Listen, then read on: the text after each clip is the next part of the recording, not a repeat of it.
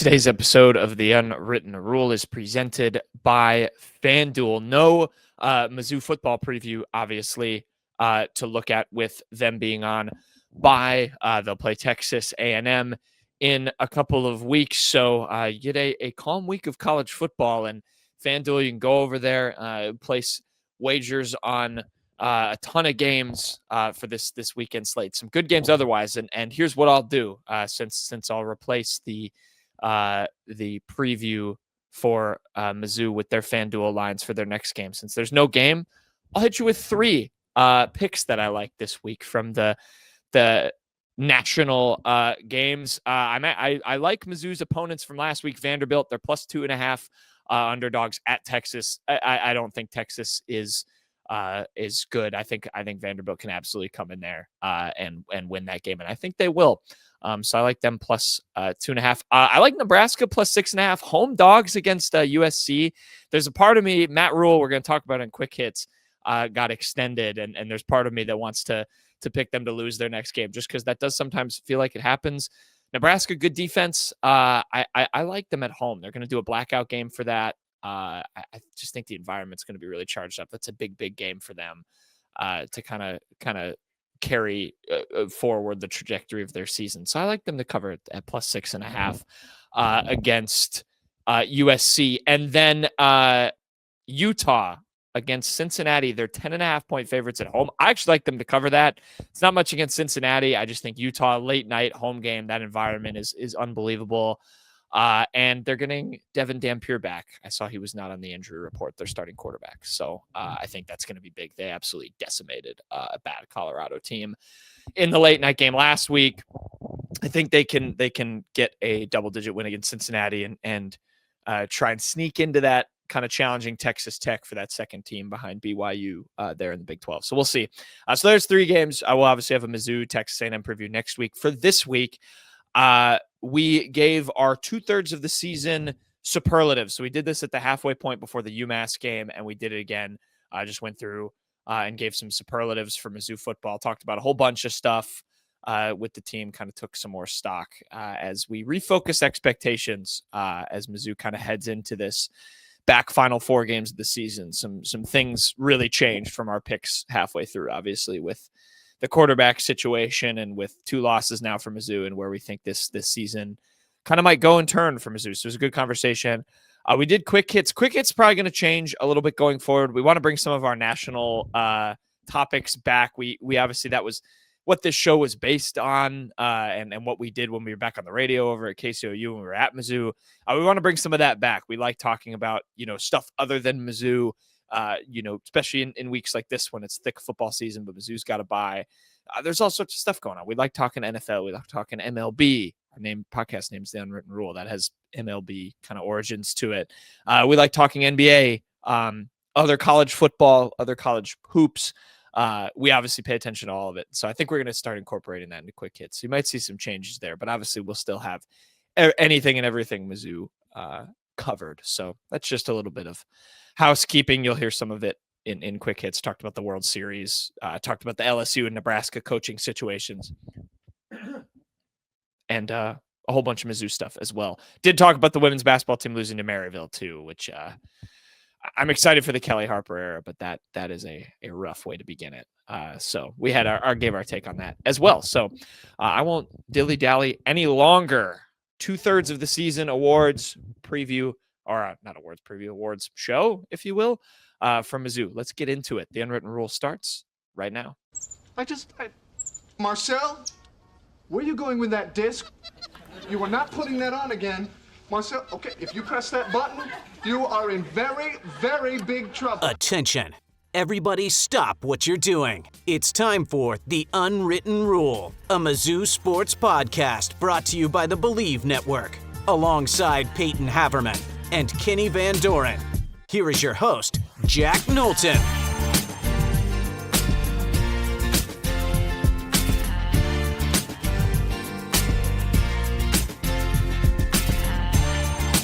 All right, welcome back to The Unwritten Rule. Today is Friday, October 31st. Happy Halloween, Kenny and Peyton. What are you guys going to be for Halloween? It's October 29th. Well, no, it's not when the fair people are listening, Peyton. Hmm. How am I supposed to host in conditions like this when you're killing our sense of time? Might go as Eric Link for Halloween. There you go.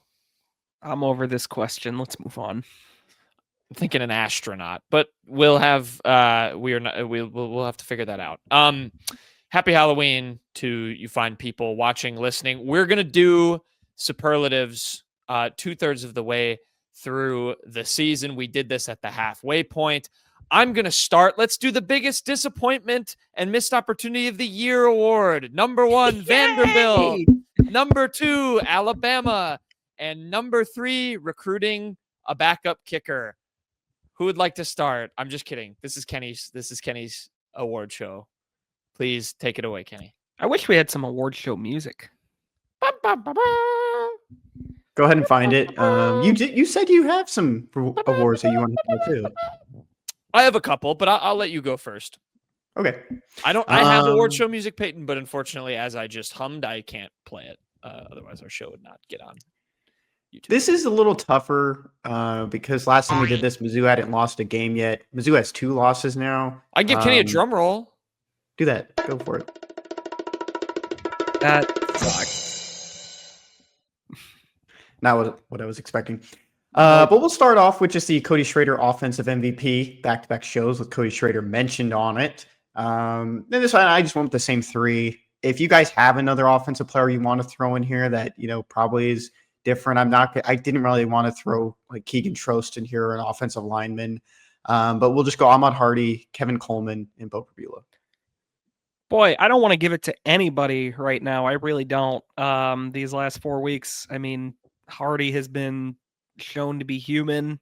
Prabula, unfortunately, might be done for the year. We'll see when he's back. But, I mean, he was largely bad in that stretch before. Are we doing just the 4-week interval, or are we doing the entire year still?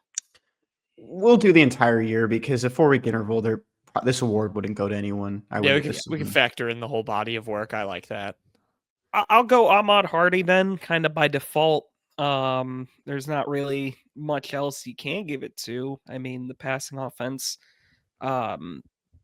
really kind of got bogged down. The O-line was stop and start. Despite that, I mean, Hardy is still near the top of the nation in most rushing categories. And if Missouri is going to have at least a half decent season at this point, they're going to need to get him going in some form or fashion. I really want to make the case for Coleman, and I don't know. I don't think it's largely down to him. I've said this before. It just feels like every other game with him, they either really get him heavily involved or he just has 2 targets and his only catch is on a jet sweep that goes nowhere. So it's just been very hot and cold with him. But I think there's an argument going forward.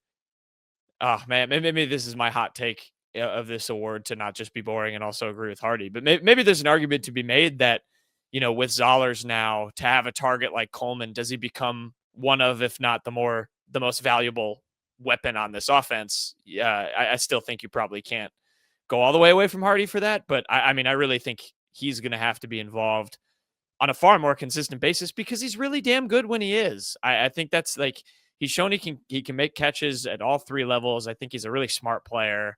But Peyton's right. It's Ahmad Hardy when you factor in the whole season.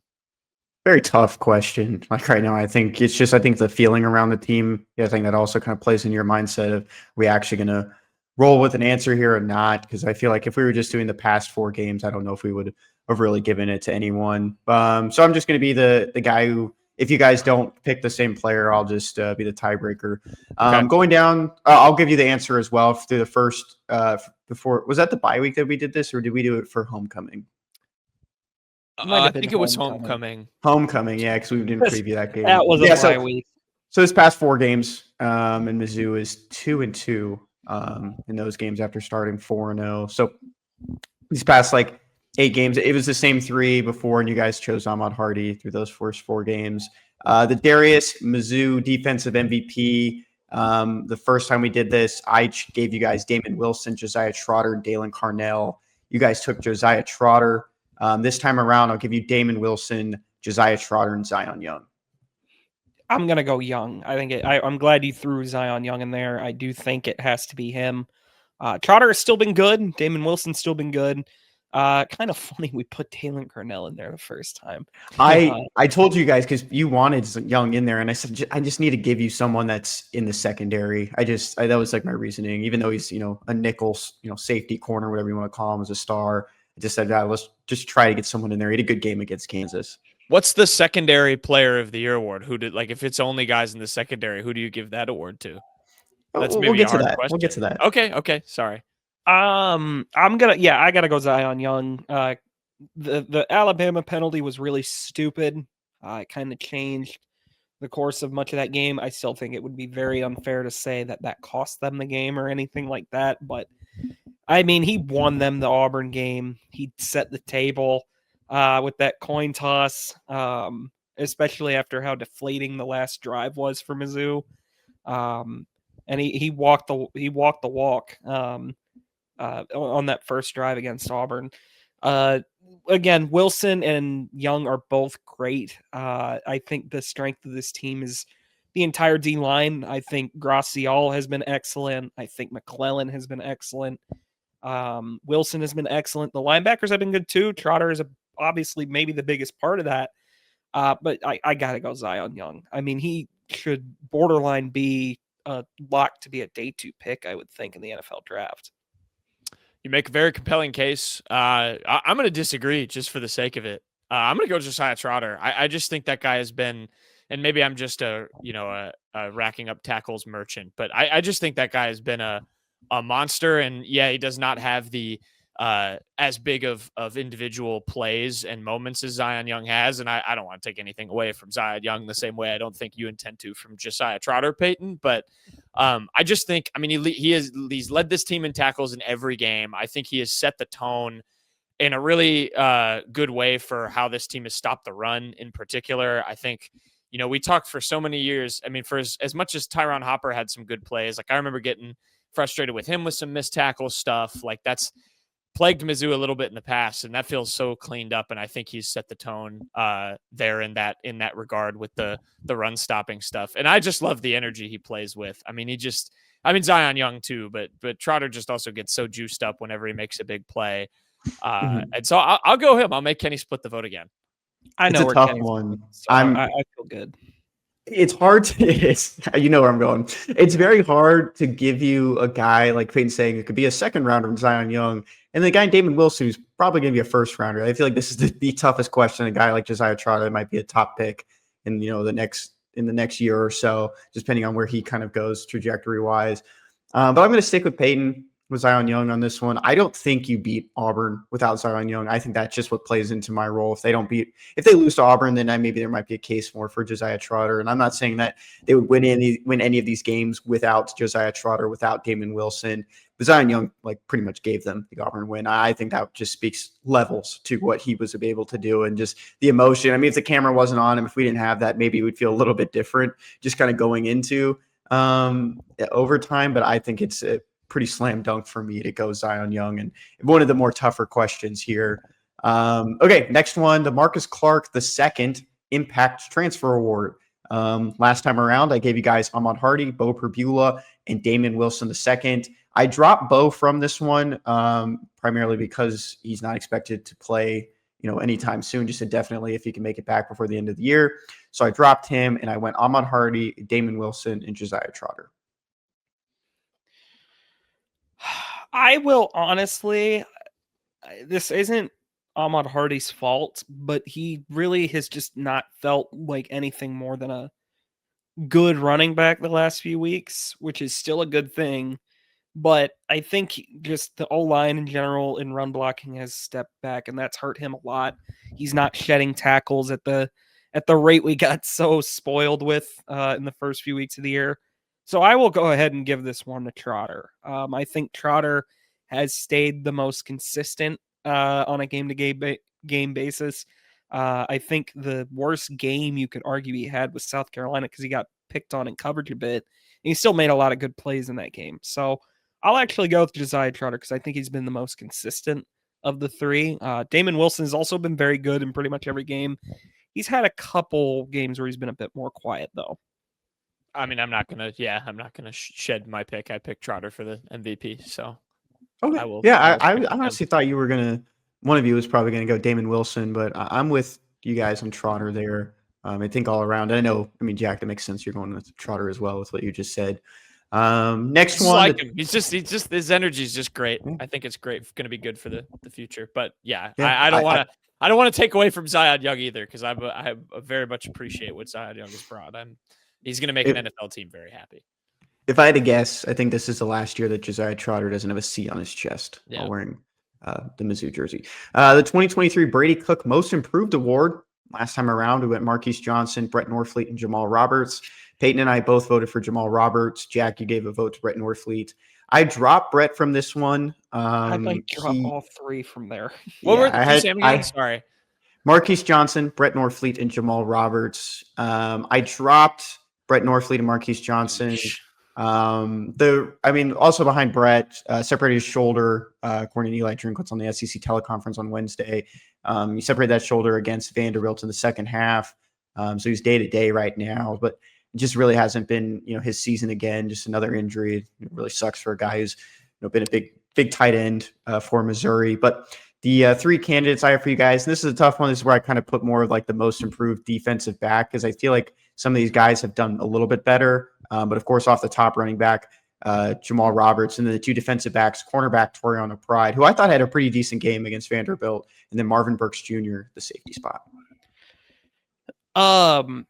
In fairness to Norfleet, I think he was like on pace to pretty much shatter all of his records, just his personal career bests. And he got hurt, so it's not really his fault.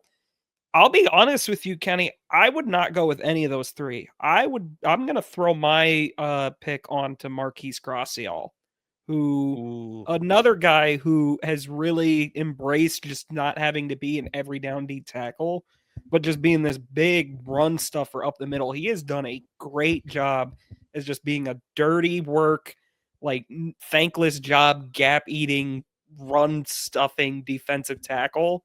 And occasionally he's made plays bigger than that. I mean, against Auburn, he maybe had the play of the game when he blew up that 3rd and goal from the 1 to hold Auburn to a field goal and keep Missouri within one possession. He made another stop on the other end of the field, if I'm not mistaken, in goal to go. I could be wrong about that. I do remember his name being called twice in that game, though. So I'm gonna go. I'm gonna throw my pick to Marquise Gracial. All right, I dropped him for my next award. Then I had him as on the next question, but I don't want him to win back-to-back, so I'm taking him off that one. Okay. I really like Peyton's reasoning, and I'm looking at his PFF stuff, and he has jumped tremendously in a lot of those categories too. I had a bit of a left field one that also wasn't on the list. He's on the next one too. He's on the next one too. Is it my guy Sterling Webb? It is Sterling Webb. That's not who I was going to say. Oh, okay. But I did look at Sterling Webb's PFF, and that isn't who I would pick. Although I do love me some Sterling Webb. Peyton, you're muted, buddy. Bad look for me. That's rookie moment. Peyton. Can I guess who you're going to say? I think I might have a guess. It's a very left field shout, and it probably doesn't fit all the way for this category, but sure, you can guess if you want. Is it Josh Manning? It's not Josh Manning. That's another good one. That was Khalil Jacobs? That's another good one. No. I don't think this guy's played enough to actually earn this. I think this is kind of solely on the Vanderbilt game. My brain went to Jude James for just finding the end zone like 3 times this year. That's a separate category. But he's in another catery too. You guys are just guessing all the guys in other categories. I think you have to exclude him. No, this is good. That means we know our own team. I may side with Peyton. Kenny, give me your names again. See if I can. Toriano Pride, Marvin Burks, Jamal Roberts. Toriano Pride does have the only interception on this team this season. That's not true. Is it not? Damon Wilson had one last week. Yeah. You're right. You're right. So 1 of 2. And Dalen Cardinal had one against Kansas. I have liked Marvin Burks did screw up the setting the edge on that 80-yard Vanderbilt touchdown, but I have liked him this year. But I don't know. I think Peyton built a good case. I might just side with him and with Gracial. Yeah, that's good with me. I'm good there with that one as well. If I had to be the tiebreaker, if you'd chosen someone else, but I ended up dropping him from this next one, which is the Xavier Delgado Unheralded Lineman Award. I opened it up to be offensive and defensive linemen because I don't think a lot of people were too impressed or maybe saw anyone superiorly super stand out over these past couple of games that we can really tack onto the previous ones. So originally when we first did this, I did Keegan Trost, Dominic Judice, and Curtis Piegler, and you guys both picked Trost. This time around, I have Keegan Trost, Sterling Webb, and Chris McClellan. I almost want to DQ Trost because I think he's too good. And I think enough people know now. So Okay. I'll be different and I won't say Trost. Your other options were Webb and who? Webb and McClellan. What if I just take a microphone with me to a Mizzou game and just go up to people and say, who's the starting right tackle for Missouri? Okay, well, that's most of people that are listening to this podcast know Keegan Trost, I would say. Most people that are consuming this type of Mizzou content are going to know who Keegan Trost is. I would argue most people at Mizzou games don't consume or even really care about content that spotlights players like this, which is a shame because these players are as important as a Ahmad Hardy to your success, I would say. But honestly, Kenny, I'm really glad you put Chris McClellan on the list because that's going to be my pick. I was prepared to actually go Sterling Webb, but I am going to go Chris McClellan because I think people have somehow overlooked him. When you talk about Mizzou's D-line, it's always, and deservedly so, Zion Young and Damon Wilson, just pressure machines, game wreckers. They get a ton of push up the middle from Chris McClellan and whoever's next to him. Chris McClellan has been very, I think a question we all had going into the year was Chris McClellan, we know he's got juice as a pass rusher. Can he kind of be stout in the run? That was a little bit of our concern. How are Mizzou's D linemen on the inside going to do against the run? They've been great this year. And a big part of that is because Chris McClellan, I think, has really stepped up and been more of an anchor in the middle. So I'm going to go with Chris McClellan because he does have some splash plays in pass rush, but he's a much better run defender, I think, than he was last year. So I made a face when you said Chris McClellan because, of course, I will defend my guy Sterling Webb all day long. But I actually completely agree with Peyton. I think he's absolutely right.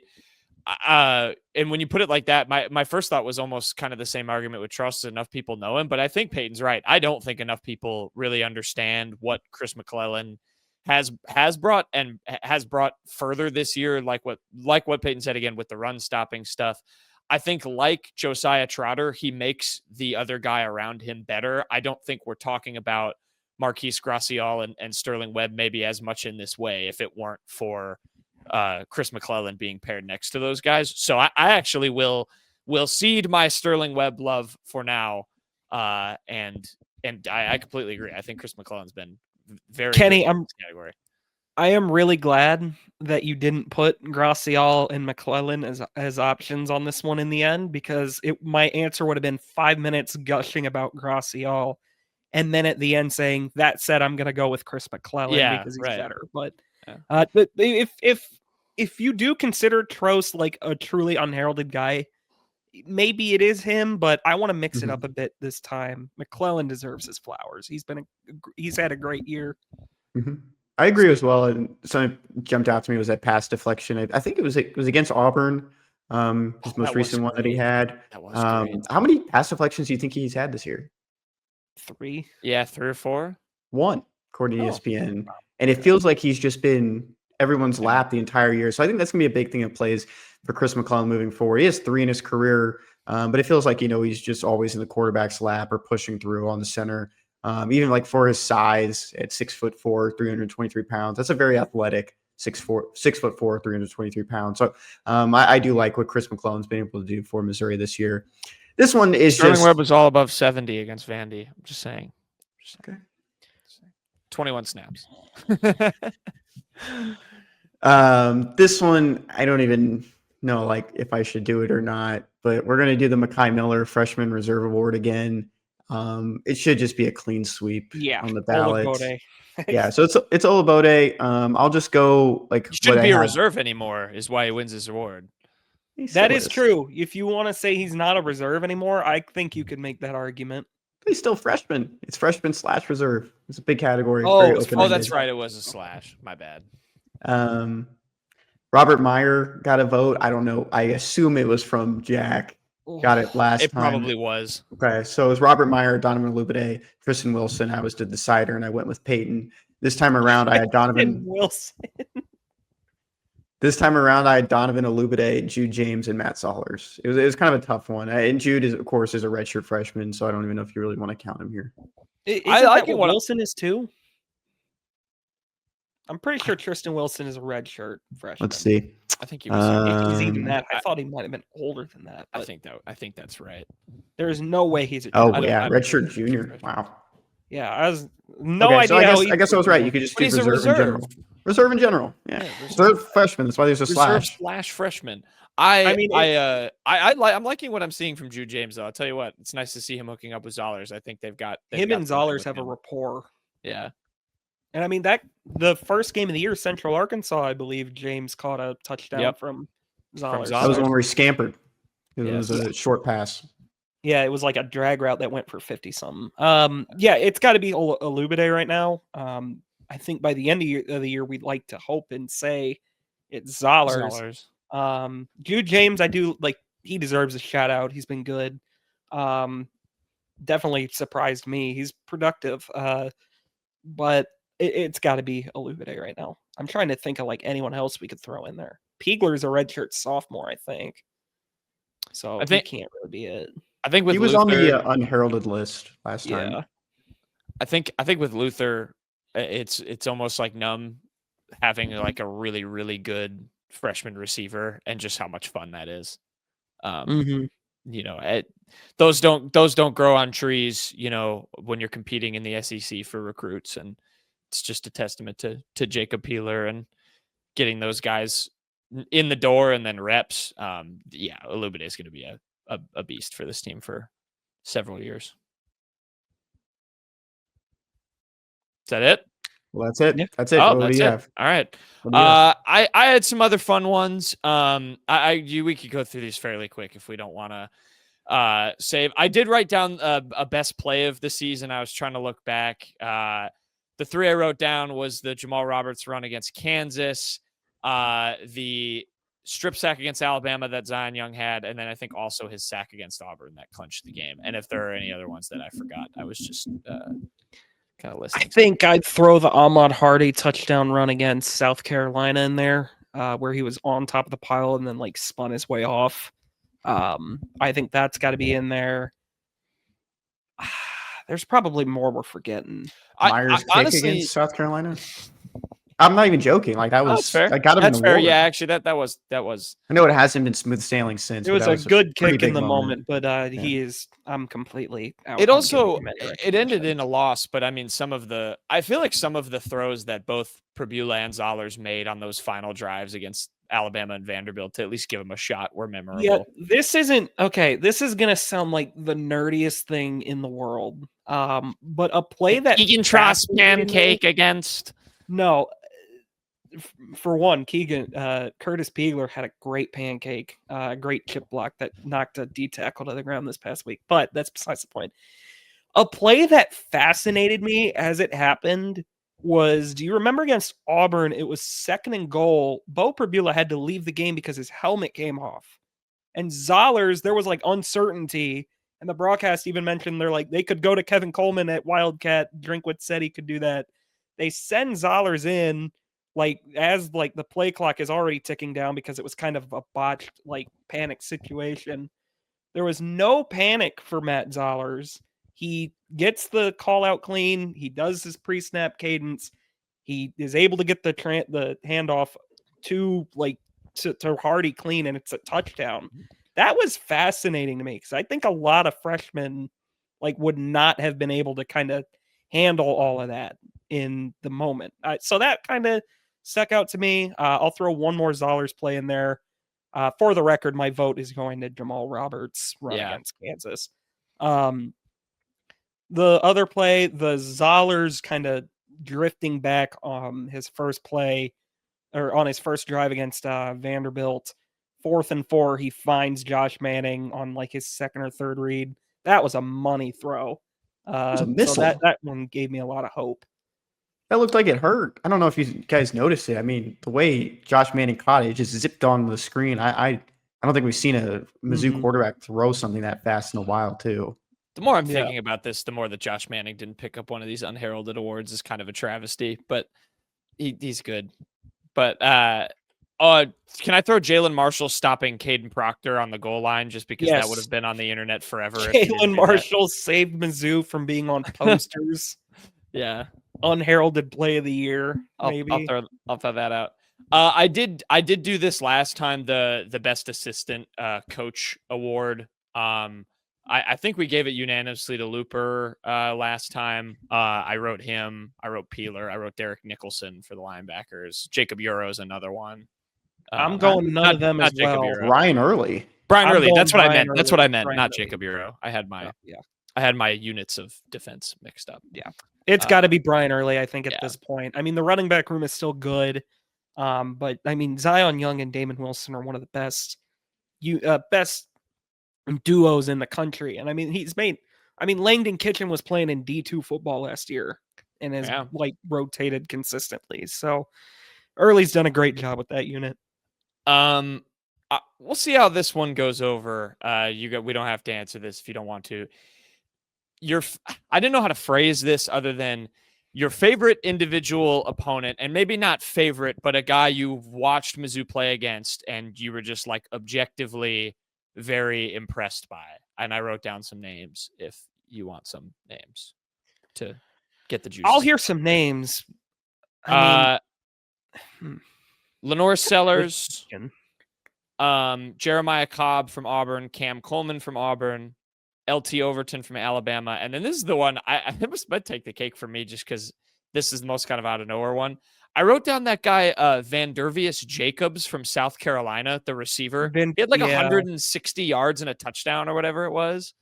It wasn't that many yards, but it was, he was really good. Couple of others, Lutzier Brooks from Alabama, the receiver was good. I couldn't remember too many others from Simpson. Vanderbilt. I'm just going ordinary. Yeah. He was ordinary until that throw on 4th and 8 was unreal. I'll be honest, it sounds weird considering the year he and South Carolina have had. But I mean, I seriously, I was just kind of throwing my hands in the air and going whatever on some of the plays Lenore Sellers was making. I mean, just throwing deep dots left and right.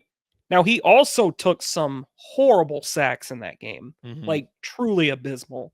The one on, I think it was first or second and goal that wound up having South Carolina just ended a really good drive with a field goal. That was a terrible sack, but that was probably the game, the player really, where it just felt like takeover mode the most against Mizzou this year. I mean, Simpson had it on that last drive for Alabama that they scored on.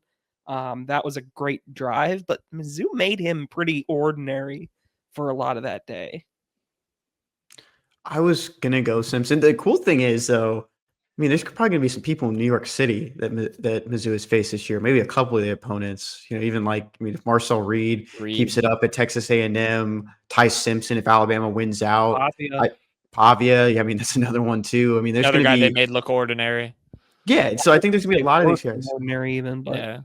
Yeah. I mean, there would no. I think one thing that Kyle McAreevy posted at Mizzou today is that he was wanting Mizzou to limit the Heisman plays from Diego Pavia. Was there a Heisman play for you guys in that Vanderbilt game? I think that's what. No. Yeah. The best play he had. Okay, he had 2 really good plays in that game. No Heisman plays. Throw to Stowers. Throw on the sideline where there was a toe drag over Stephen Hall in perfect coverage. That was a great throw. And that 3rd and 4, 3rd and Stowers 6 one. or something. Yeah, I think it was to Stowers. Yeah. Like on the last drive they scored on. That was a great throw from him on that drive. The rest of the time, I mean, he picked up a couple first downs on his legs. He had that really crazy scramble where, I mean, of course, everyone could have looked like that if they had 5 holding penalties in front of them that got called correctly like that. But Right. no, Pavia, again, this isn't sour grapes. Pavia is a great player. Vanderbilt is a great team. But I think you'd be lying to yourself if you'd said Pavia looked pretty good in that game. I thought he looked pretty bad for a lot of it. I agree.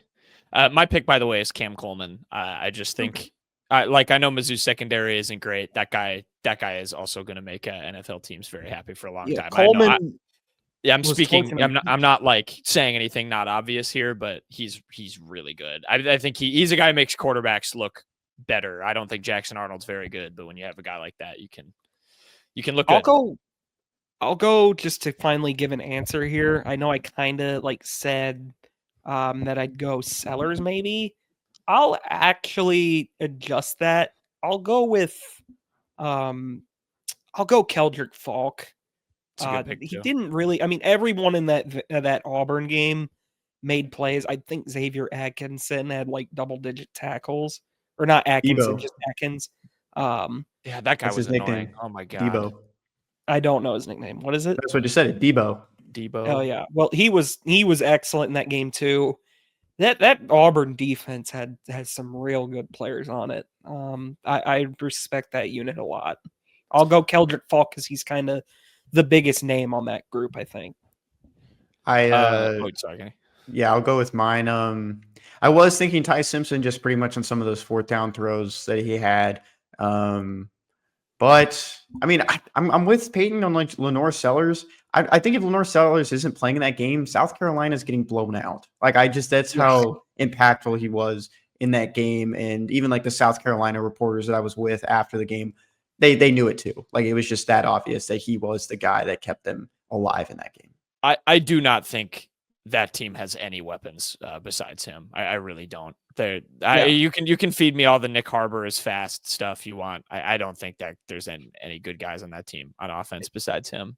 So they were throwing fits about Rasul Faison getting eligible, and he's been abysmal. But the Jacobs guy was good. He caught a lot of passes. Was good in that game. Lenore Sellers is 2018 Cavs LeBron. I have one more. I have one more too. Well, I have 2 more, but I might not do my last one. I've definitely done this on the show before, but just because next show on Monday we're going to preview Mizzou men's basketball. I wrote down a couple names of who could most likely suit up for Dennis Gates' squad right now. Would you like to hear the names? And then if you have another one in mind. Yes. I have an idea, but I'd like to hear the names. So I will admit that 3 of these I went and sorted by height, and I picked from the tallest, most seemed like they could be built like a wing in basketball positions. Those names were Vince Brown, who is 6'6", 240. Dayton Hopkins, who is 6'6", 227. Kenny, you would know better than I would. I think he played basketball too growing up. He didn't? I mean, he might have, but he wasn't known. Okay. I think he probably did play. Yeah. I read somewhere else that he did, but they could have been lying. And then this guy I know played basketball because I saw he had offers. Dakota Terrell, 6'8", 220. Cal Poly, Sam Houston, and Tulsa all dished him out offers as a power forward. Okay, so it's Dakota Terrell. Hold on. The answer is Dakota Terrell. Basketball was his first love. I wrote about this. I have a legacy pick. I know you wrote about it. I have a legacy one. It's Josh Manning. His mother played basketball at Arkansas and Colorado State. So he's got it in the genes. Yeah, Dakota Terrell. I knew Kenny had written about Dakota Terrell previously. I'll throw a fun one out. Who in the world is going to try and guard Jalen Marshall if he posts up? More like Peyton Try Marshall. And get the ball. Try and knock Jalen Marshall off his spot. Yeah. Yeah, I was trying to think of more, but those were my best pick. I mean, Alubade seems like he'd be a good basketball player. He's got the verticality and length. Yeah, I wonder who the best point guard would be. Yeah, who you're trusting to run your offense? Oh, Matt Bo, Zoller's he's the played. quarterback. He has to see the field. He has to distribute. What a boring answer. That is a boring Matt answer. Zoller's played basketball in high school before his before senior year. I'm going to start saying that people who say that the quarterback is like this quarterback is like the point guard of his offense is actually a bad quarterback because you have to attribute another sport to him to say he's good. That doesn't make any sense, but I'm going to say it anyway. All right, do your last award. My last award, and this is kind of a fun one because College Football Ultimate Team just posted this. New talent hitting the field in College Football 26 Season 3. LTD, Tristan Newsom gets a card. Found that pretty funny. I feel like we really haven't heard much of Tristan Newsom this season. But he got a 92 linebacker card. Just another one to add to the chamber of Mizzou cards that just why do they keep coming out? So who's a random player that's played for Mizzou this year that you think should deserve a card, like a 92? Xavier Lloyd. Xavier Sorry. Lloyd had like one catch for 6 yards against Kansas, I think. Vince Brown has a card, That's a like a good specialty one. card too. I don't know who that is. Vince Brown? He does. I No, just I said him for the basketball. I just like to thing. joke. I'm like, what? This guy's just so tall, and they're not going to use him at all. I'm trying to think who I've seen on the Jordan Harris. That's not that weird. He plays every fine, year. Fine. Kenny wants to make Jordan Harris work so bad. Okay, hold on. I'm on PFF. Shamar McNeil. Oh, when in the world has Shamar McNeil Shamar played McNeil has this year? played 27 snaps this season. What games? Blowouts. Let me tell you. I can tell you. Hold on. Shamar McNeil has played 23 against Central Arkansas, 4 against UMass. Okay. Hold on. I've This got is- kind this is of. a great I've got exercise. one. I've got one category. CJ Bass. No. No, he's supposed to be actually like a player down the line. Is he not? Moose Phillips. Moose Phillips. Okay, Mose Phillips is probably the best one you've given out of that group. That is I'm sorry. because he has Power 4 experience. Yeah. Yeah. Peyton? I have one category. It's called the I don't know. I didn't think of a name. The Jordan Harris honorary Kenny seems like he likes this player award. The three nominees are Jordan Harris himself. We're gonna throw Santana Banner in there, and we're gonna throw. Oh God, I had a third one, but between those Trajan- two, talk about those two first. Trajan Greco. Trajan Greco is a good one. Hang on, I need to look up Brett the Brown Mizzou is class the of fourth one. 2024. Brown. We have Brett Brown, Jordan Harris, Santana Banner, and Trajan Greco. Jack Lang has been absolutely snubbed from this list, by the way. Oh, that's a good. We'll make him the freshman, the all freshman honor. Of Hang this, on, I'm looking at Mizzou's 2024 commits, and we'll pick the best one. I would probably go Jordan Harris. He was 2023. It is his award. No. From Peyton's list. Okay. Do you have a pick, Kenny? Yeah, I was going to say Trajan Greco because you guys just took over my award and didn't let me finish it. I thought my Santana card that I gave out was Trajan Greco. Oh, I thought you had given your answer. My No, apologies. I didn't give my card. My No, card we is didn't Trajan listen. Greco. We didn't listen, Peyton. No, we didn't. I like Trajan Greco. It's kind of they've tried to sneak him onto the field a few snaps, and it's been kind of ugly a couple times. But I mean, his commitment was at like the All America Bowl. What was it? He had already signed with Missouri during the early signing But like period. his announcement. Yes, I talked to him on the field after for Gabe when he was still with Rivals, and I think everyone knew for the longest time too. I don't know if you guys remember, Mizzou accidentally posted him like in the graphic, which I mean kind of takes away from his announcement, but he still got to do it. I mean that's kind of like an old thing that players used to actually wait until then, and he had to just keep his a secret for about a month. But pretty cool thing for him, especially pretty good for Missouri too to get that spotlight because you don't really see a lot of guys commit to Mizzou there. My pick 1 for Kenny is Jack Lang. My pick 1A for Kenny is Jason Dowell. And my pick 1B for Kenny is Henry Finucane. Dante McClellan. Yeah. I'd probably go Jason Dowell. Okay. Oh.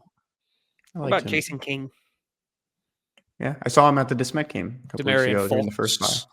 Sean Terry, Dayton, Terry's Dayton a good one. Hopkins, Keaton Jones, big Keaton Jones guy. Kenny is. Oh, Henry Fanuku. I said that.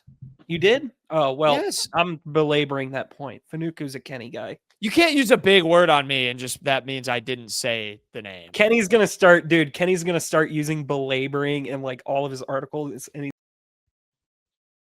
Kenny, who from the 2024 class most likely to win the Heisman? If you have to pick one.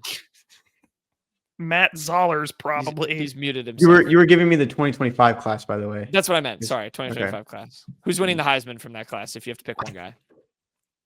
Probably a Lubide or Zollers. I don't know. This is really the just putting me on the spot. I can't believe you didn't pick Brendan Haygood. How dare you? Brendan Monkey Haygood's State. cool. I'm not saying he's not cool, Peyton. I'm talking about freshmen in college. And He I loves asked him wide who's going to win. zone. I remember Kenny writing about I'm that. asking him to predict a Heisman Trophy winner. If Brendan Haygood wins the Heisman, we're going to be, look, this clip's going to go viral. Yeah, this is going to get dug up. Yeah. All right. I think that's all we have for awards. Wow, we did 45 minutes on awards. Good for us. Good for us. We're back. We're back as a podcast. Sorry I cut you off, Kenny. I thought you had said your card. No, you're good. Yeah, I get it. You're all good. Speaking of cutting off, we're going to go to a segment that is soon going to get cut off. Updates to come. We'll finish the show with quick hits.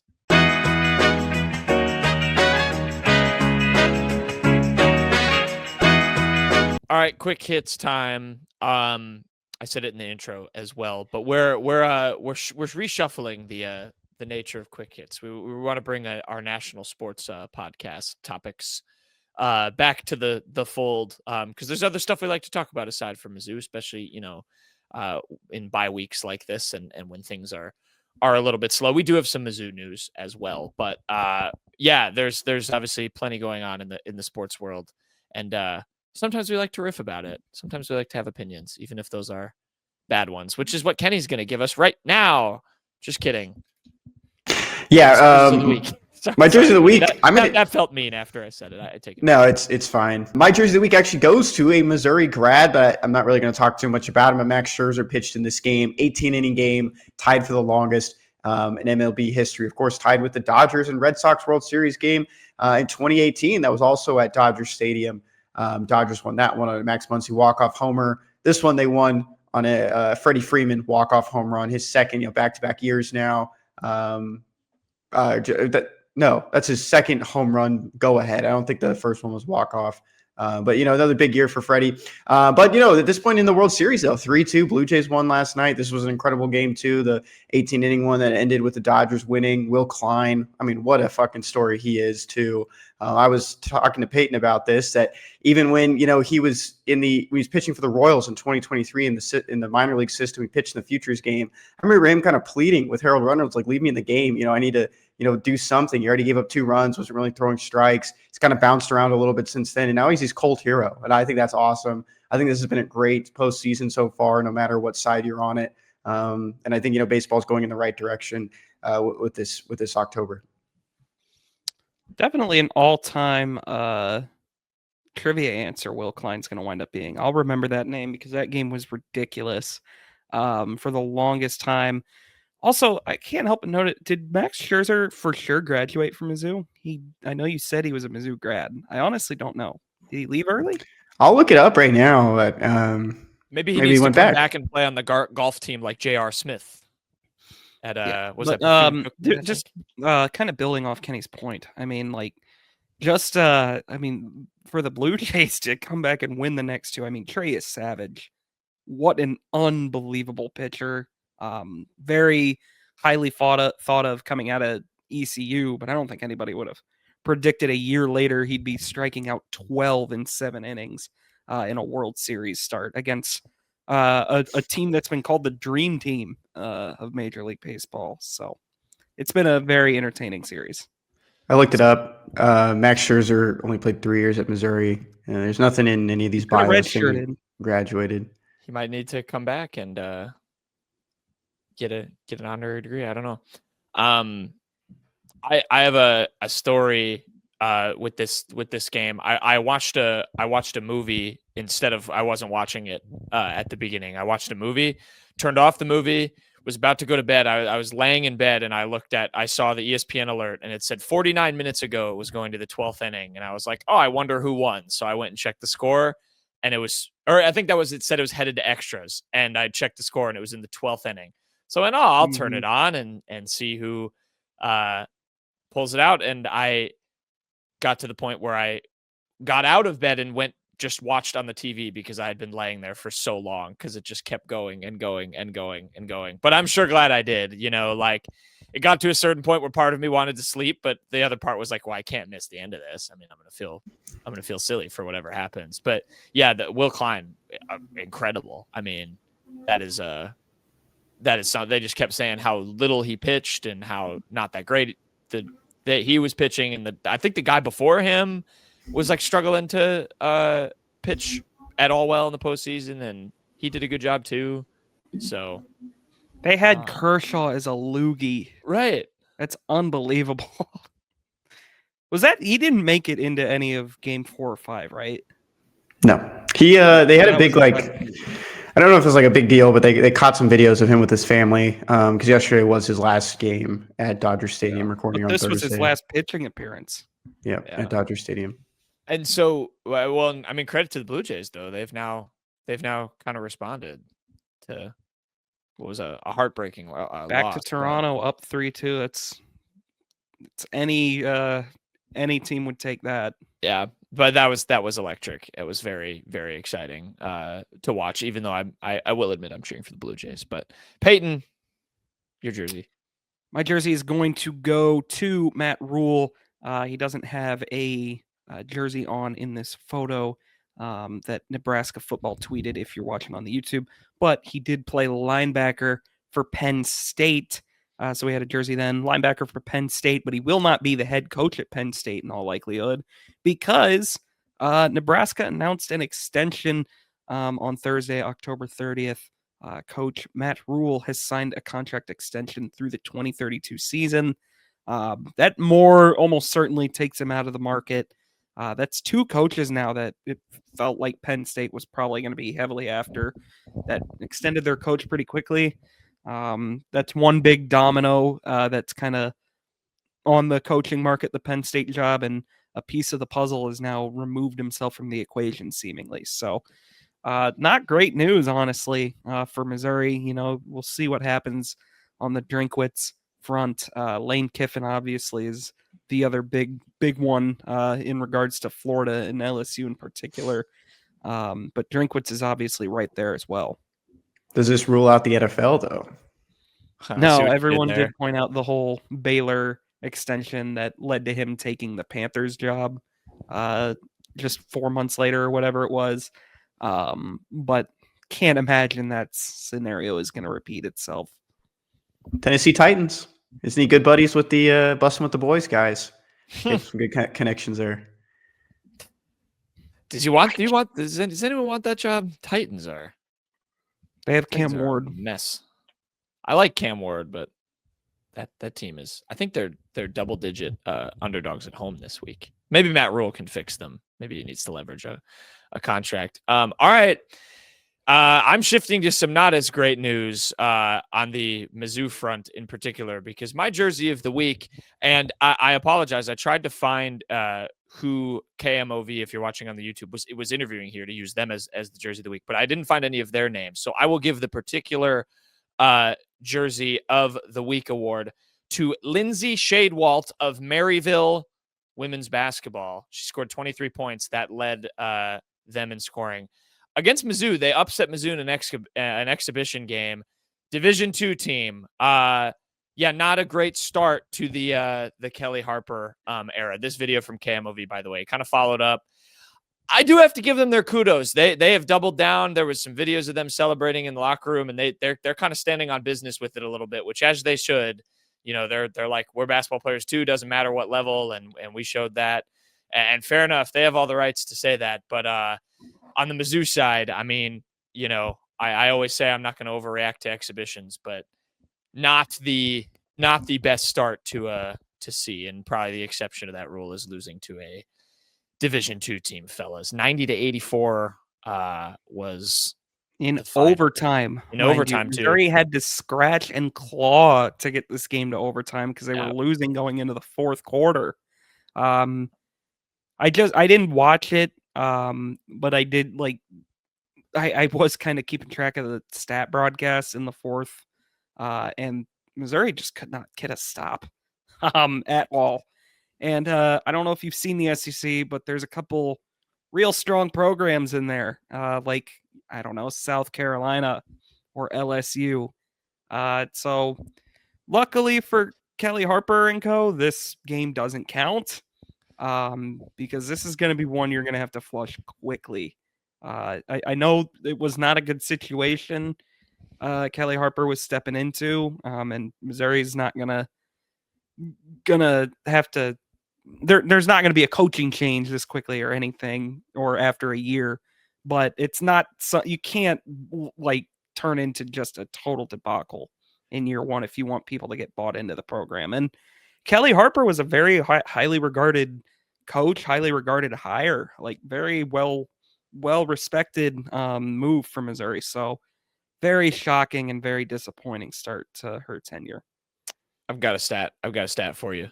3 of 30 from 3 was what Mizzou shot in the game. So you'd like to hope that even law of averages, that never happens again. But yeah, not great. And I will again. I mean, I don't want to continue to heap praise on a Division II team that beats Mizzou, but Maryville stood on business from the clips I've seen and stuff after that. So.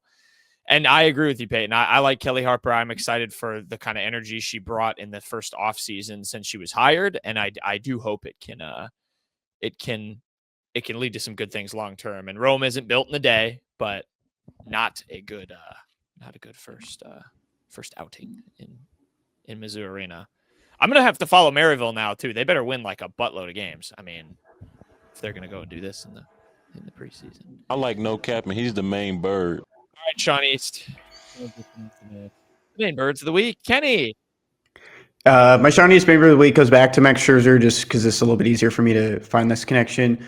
But what I'm actually going to talk about is Tony Vitello, who took the job with the San Francisco Giants. I know we talked about it briefly before. As first reported by me, Jack Knowlton of the Unwritten Rule. But I just wanted to point out just a fun quote from here. It comes from my good buddy Jesse Borick over at MLB.com. He got a good quote from, they got for Max Scherzer in this article. I'm just happy for him. Happy he got the opportunity to be able to get to the big leagues. I've been friends with him my whole time ever since Mizzou. I've known the fire in him. I know the passion that he has. I've always believed in him. It kind of goes on. And some other, Tennessee guys jumped in as well. Of course, Tony was someone who recruited Max to Missouri from the St. Louis area. But the one thing I just wanted to point out about this, and I don't think I've said this story on here, but I think I've told you guys, when I was in Chicago, it was the weekend of the Auburn game. I was passing some guy at the Bean, and he was wearing a Alvin Kamara jersey. And I just said to him, I was like, "You just lost your head baseball coach."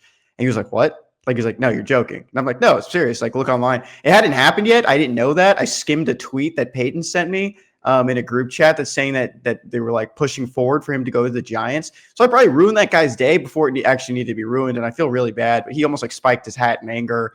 His girlfriend or fiance, wife, whoever was with him, was just baffled. Just she did not believe it. He was just very upset. Tennessee was playing that day, of course, on Saturday. And I think I just ruined his day. And I didn't even know yet. I just skimmed a tweet that Peyton sent me and didn't even actually read it. And because I just really wasn't on my phone during the day. And I just told the guy. And I feel bad because he probably checked his phone after. He couldn't find me, tell me I was lying. I ended up being right in the end. I was just early. Not wrong, just early. This story's fake. I don't Dude, believe you jerk. Yeah, it's you serious. I'm serious. This story happened. I was just on a spree of just talking to random people that had stuff on. I saw UT fans, A&M fans, an Astros fan. I saw him walking through Chicago. I was just saying hello to everyone and tell this guy that his baseball coach is leaving. He wasn't leaving yet, but I let him know in advance. I believe this. I do believe this. Kenny, I have seen you talk to fans. I've seen you talk to Army fans walking out of the Armed Forces Bowl. That was a good time too. Were they fans? I mean, I think you need to be you need to be a graduate of that school to be a fan. That's all I'm going to say. You need to graduate Army. That feels like yeah, wow, that Kenny. feels like What? gatekeeping, Kenny. Don't approach Kenny wearing a rivals team's jersey, or maybe do. Maybe it's good for Mizzou if Kenny's just a curse of, or just as a bearer of bad news to other teams. What's your next forecast, Kenny? What SEC team is going to be afflicted with a coaching departure? Missouri. Missouri Tigers.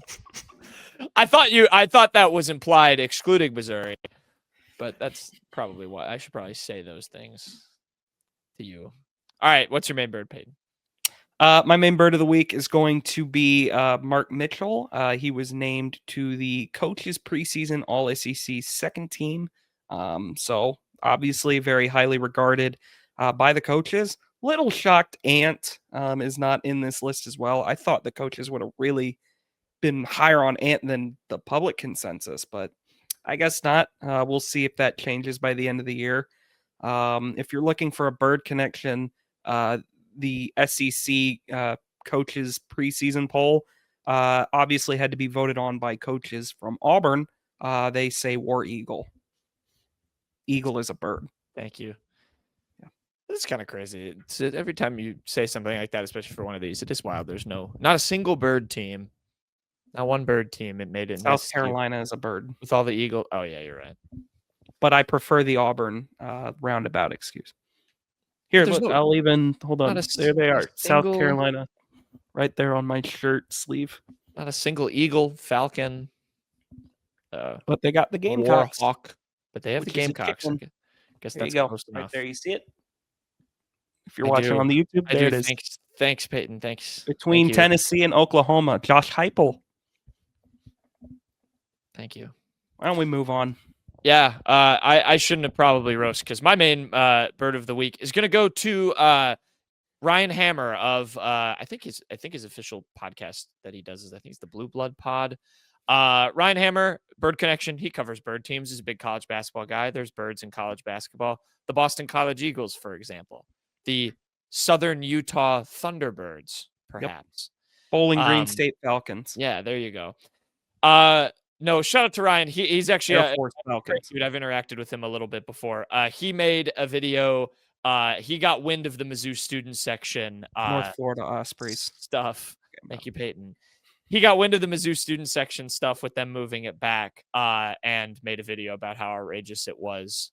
So appreciate a strong voice in the college basketball community bringing that to his, or that being brought to his attention and him spreading the agenda. It has been pretty resounding. I mean, every single tweet that loves it. I think every single tweet that even the university has posted, and for sure the Mizzou Hoops account, it's just fix the student section. I think there was a ticket post earlier. There you go. Fix the student section. Happy birthday to Aaron Rowe. Fix the student section. But we have a scandal here on this show because according to our reporting, one of our members likes that they moved it back.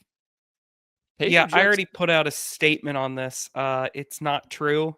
Kenny, whoever tweeted from this account, tweeted, I like the Mizzou student section pushback from Peyton is no troll, which is my Twitter handle. X handle. X the everything app. It all happens on X. I put out a statement. I do not agree with that at all. This is a patently false statement fabricated by Kenny. I mean, the account Kenny, the account. They're quote marks. Yeah, I can put anything I want in quote marks and say that you said it. I think we've done that before. There's quote marks, and it came from an account that has your name on it. Peyton, I can't believe I have to cut another part out of the show. All right. What'd you learn? Just what has to be cut from the show? I mean, I can't include you just lying like this. I mean, that was so good. That was really good. I was like, what did we just say? No, but before we move on, I completely agree with the entire student section pushback. Keep posting about it. Keep doing it. Keep going to all the accounts and flooding it. I mean, it's ridiculous. It looks terrible. I understand that with revenue sharing and everything, and they want to be at the highest level of revenue sharing, they're going to have to make business decisions. Not like that. Don't punish tuition-paying students who are going to be the loudest people in there night in, night out. Do not mess with that. All Let right. your students be on the court. I agree. Kenny, you have to depart. Me and Peyton could potentially finish the show. You give your best thing you learned first. Okay. My best thing I learned this week, and I don't think he meant this in any way, but Ryder Goodwin, who's one of the reserve kickers for Missouri, tweeted, STP, #Mizzou. And just a lot of, the replies, just like, I think people just maybe have taken it the wrong way. Like, oh, he needs to be like, he's wanting to kick. And he posts like a video of him, like, in practice. And, people are like, oh, they lost the locker room. Like, I saw a screenshot, like Ahmad Hardy retweeting something about how he needs to get the ball more. And I have no idea if that's real or not.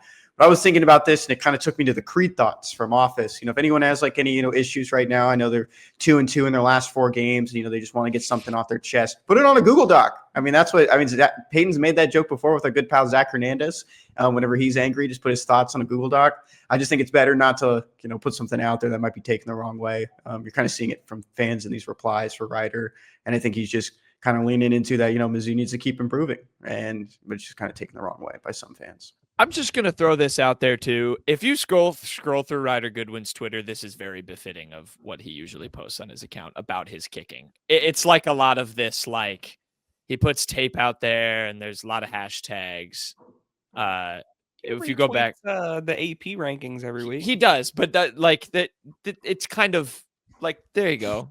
That's from September 14th, Trusting God's Plan. Like, it's not, I think it's, I don't know. I think it's kind of just his brand. So, Kenny, you want to give your beat quick, and then me and Peyton can finish the show.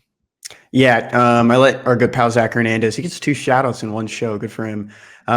He's going to get a shout-out here. I let him get redemption because he gave me 49ers plus 1.5 last week, and I've just been going down the Texans line, and he watches it more than me.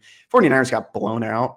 So I asked him about this one, Broncos versus good, Kenny. He did. And I asked him about Broncos Texans, and he was like, Texans minus 1.5. Is it at home? And I said yes. And he was like, actually go Broncos plus 1.5. CJ Stroud might get a lot of pressure from that defensive front with the Broncos. So I'm going to give him another shot. I am. You got to stop asking for Zach's opinion. I know. He's a negative. I wouldn't touch this game with a 10-foot pole, but good for you. But he's the one who's giving it to me. So I don't know what's going to happen in this game. I think it's going to be a great game. This isn't advice. I'm just trying to test his friendship now at this point, if he can actually give me something that works. So we'll see what happens. Well, I'm sure he's doing his best for you, Kenny. I'm sure too. But okay, that's going to do it for today's episode of The Unwritten Rule. Thank you for having me, and I'll see you guys next week. We're not done, by the way. Goodbye, Kenny. Nope. All right. I kind of wanted to just roll through that without any pause, but Kenny is also our visual aid, so we had to pause and pull back up our visual aids for those on the YouTube with Peyton. Who is going to say the best thing he learned, Peyton? What did you learn? Best thing I learned this week is a bit of a 2-parter, actually. First of all, the Texas A&M game is officially locked in for 2:30 p.m. Central on ABC. That sucks. But what doesn't suck is that the game is a sellout now. It officially sold out, so that is 8 games and 8 sellouts. Every game is sold out. I believe Callum McAndrew said it sets the record. Callum McAndrew, of course, friend of the show. He said it sets the record for consecutive sellouts at Mizzou. I don't remember the exact number anymore. But yeah, I don't think there was much doubt. But the game is now going to be in front of a live sellout crowd on ABC, which is just terrible. Yeah, in the middle of the day. Yep. Who do we say thank you to, Peyton? Thank you, Kansas State. Yeah. Thank you, Kansas State. Yeah, good for Mizzou setting that record.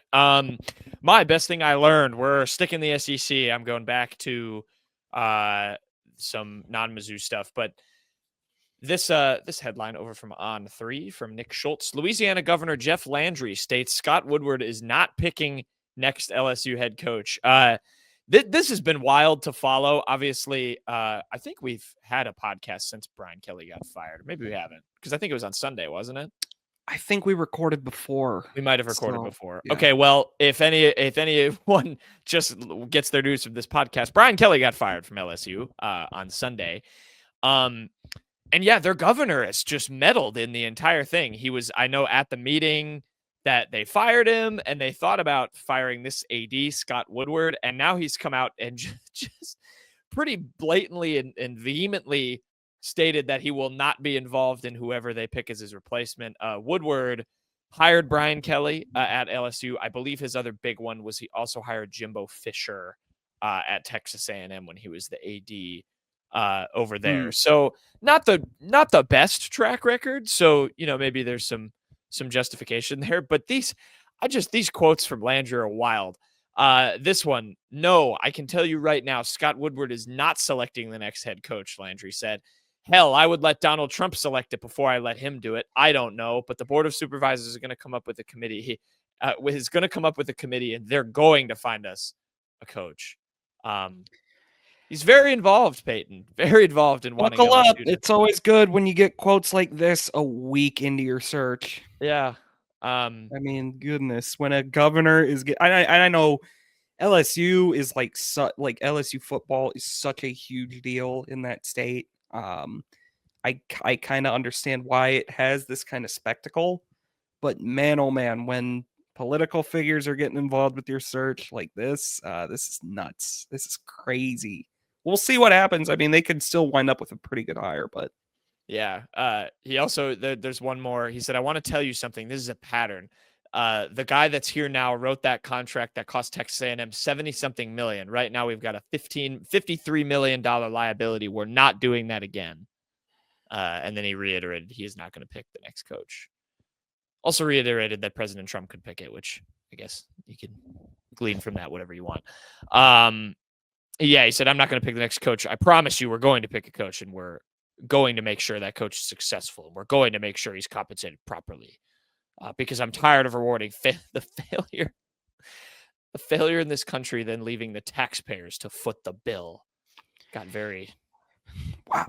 Yeah, he's very very eager he's got to find strong opinions about this. Yeah, very very eager to find a good head coach, Peyton. All right, Kenny gave his best beats of the week his best beat of the week from FanDuel. He is trusting our friend Zach with the Broncos 1.5 point dogs against Texas. He's trusting them to cover. I wouldn't have touched that game, Peyton. I think it's going to be a good game, but that would not have been my first pick this week. What is your pick? I think I'm going to go with the Bills plus 1.5 over the Chiefs because it's the regular season between these teams, which normally means the Bills will get a nice feel-good win. And there you go. Maybe this is the year, and then they have their soul ripped out of their body in January, typically. So that's what I was going to ask. What's your overreaction to this game? Depending on who wins it, like if the Chiefs win it, is it Patrick Mahomes is all the way back now, or if the Bills win it, is it Josh Allen it can run this league and can do what you just said he wouldn't do in January? Yeah, that would almost certainly be the reaction one way or the other out of this game. But I do have a good feeling the Bills will win in the regular season because they always seem to find a way. But they cannot get it done in January against big bad Mahomes. I thought 5 weeks in that this might be the year they might have to avoid playing them in the playoffs, but it does not seem like that's gonna seem like that'll happen. I am picking another game I think is going to be really fun this week, which again, perhaps I maybe am mistaken for even daring to pick, but I am going to Pittsburgh. And I'm going to pick the Steelers as home underdogs against the Colts. They're +3. The Colts are very good. I just think, I don't know, this feels like a good litmus test for kind of both of these teams. The Steelers, I feel like they've been billed to be this kind of paper tiger. They didn't get it done against the Packers. But I don't know. Rodgers has had a vintage season. And I feel like the Colts are going to you're going to get the one Danny Dimes game, Peyton. There's going to be one game. I think he's turned a corner, but it's just too ingrained in his DNA. He's going to have one game where he turns into a pumpkin. So I'm going to go with this in the game. And maybe you'll get like a rainy, like sleet game in Pittsburgh and the Steelers will figure it out. But that defense is horrible. So that's what worries me. Yeah. The Colts are interesting because it does feel like you're just kind of waiting for the other shoe to drop. Hasn't happened yet, but I could see this being a game that they kind of fall into a trap of. It's a big one. It's a big one. I thought about, I was looking at some of the other spreads. I thought about picking the Saints as 14.5-point underdogs against the Rams, but I was like, I can't be this. Tyler Shuck's first start. Covering the spread merchant. There's some big ones this week. Got Saints, Rams. There's I mentioned the Titans. They're 9.5-point underdogs at home. The team's miserable. Green Bay is 13.5-point favorites against Carolina. Yeah, if Bills Chiefs doesn't hit, this is a really boring week. Yeah, in terms of entertainment value. Yeah, I don't disagree with you. I will not be consuming Dolphins Ravens on Thursday night. Tonight while we're recording this. I don't plan on watching that. All right, that'll do it for the unwritten rule. Thanks to Kenny for sticking around for the entire show and being dedicated to his podcast. I'm just kidding. Just kidding, Kenny. But yeah, that'll do it for Peyton and I. Do you have a joke? This one comes from our favorite TV series, The Today Show. Jack, what do you call a herd of sheep falling down a hill? Herd of sheep down a hill. A balder. I don't know. No. What do you call a herd of sheep falling down a hill, Jack? A landslide. Landslide. That's good. Yes. I was trying to think of like avalanche. That's not as good. No, you're right. That's not as good. Landslide's good. Avalanche. Yeah, I could see it. Avalanche. All right, that'll do it for the show. We will be back. We're going to talk some Mizzou men's basketball. We're going to do our season preview on Sunday. Or on Monday, excuse me. We'll record it on Sunday. You'll watch it on Monday. Enjoy a peaceful week of football with no Tigers to worry about and some bad NFL games. And we will see you next time.